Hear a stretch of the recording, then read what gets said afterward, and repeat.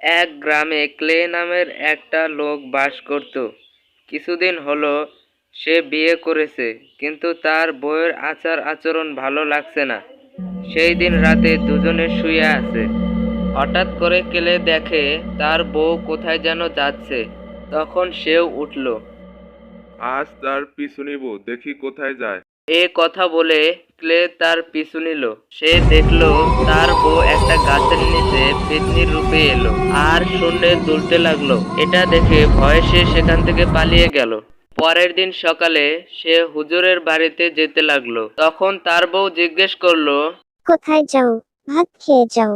একটু এদিক থেকে ঘুরে আসি, তুমি ভাত বেড়ে রাখো, আমি তাড়াতাড়ি ফিরে আসব। এ কথা বলে সে যেতে লাগলো। অবশেষে হুজুরের সাথে দেখা হলো তার, এবং হুজুরকে সব কথা খুলে বলল। আচ্ছা, সব কথা তো শুনলাম। তুমি এই লাঠি নিয়ে যাও, তোমার বউকে এক বাড়ি দিবা, তখন সে পেতনির রূপে আসবে। তারপর আবার তাকে বাড়ি দিবা, তখন সে চলে যাবে। তখন সে সেই লাঠিটা নিয়ে চলে গেল।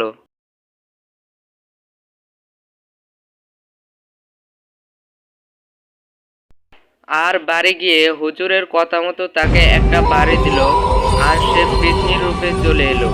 যখন আর একটা বাড়ি দিল, তখন সে চলে গেল।